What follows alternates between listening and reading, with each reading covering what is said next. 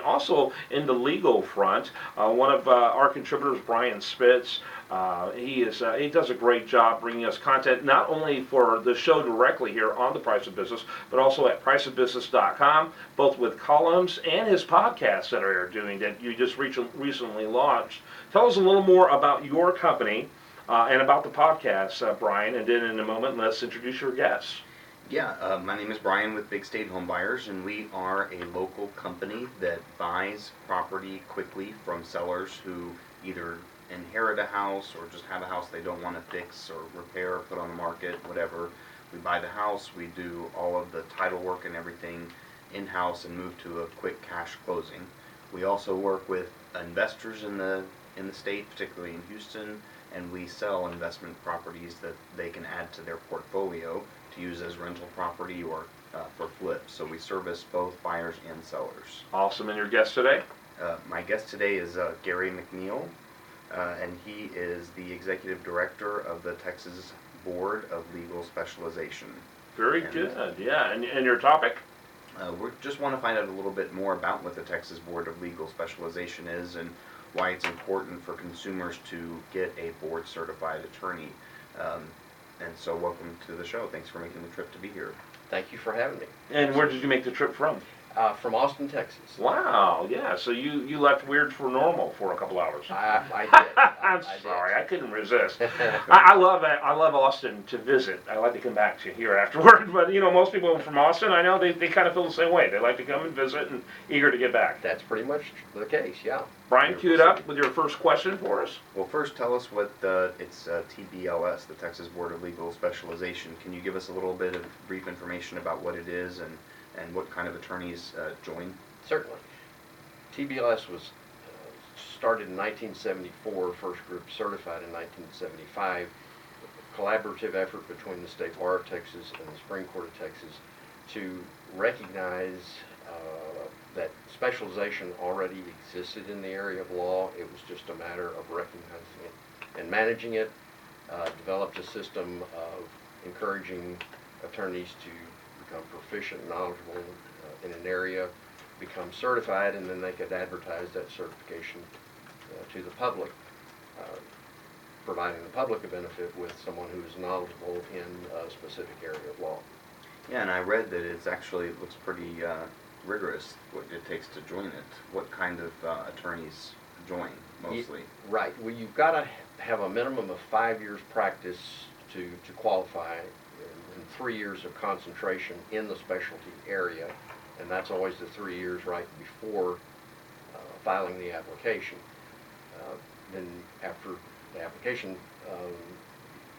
consists of listing the number of tasks that you've performed in the area, review of those tasks. You have to have 60 hours of continuing legal education in the specialty area, go through a peer review process, go through a disciplinary check, and if you pass all of that, you get the privilege of taking a 6-hour written exam. So it's a pretty rigorous process. And how does that benefit consumers? Well, you find someone who has, if you see someone who's advertising their certification, they have gone through a process of really a formal process of recognizing their expertise in a specialty area. Yeah, I wanted to ask you, first of all, how many specialty areas are there altogether? Well, we have 21 right now.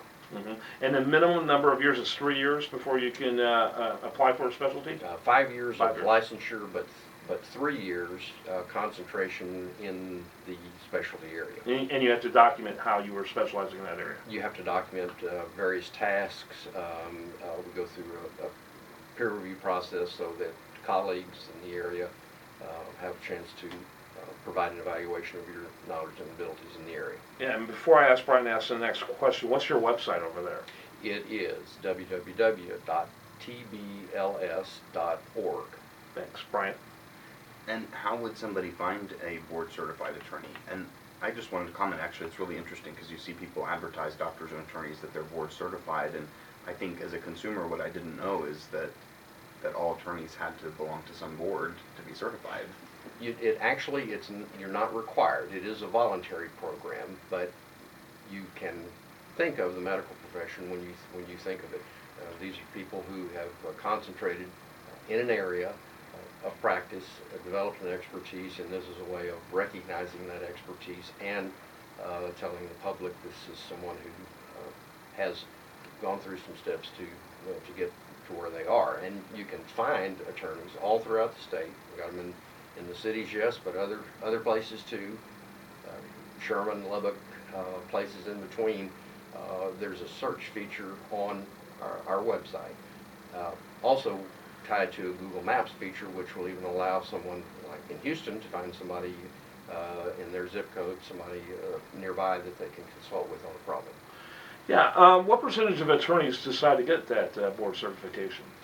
It's a relatively small percentage. We have about 7,100 certified attorneys. There are 93,000 attorneys How many? total in Texas. 7,100 Wow, certified. that is small. Yeah. About 10% of the eligible pool, if you consider the 5-year requirement of practice before you become certified. But it's stayed fairly constant around that level. Right. That's interesting.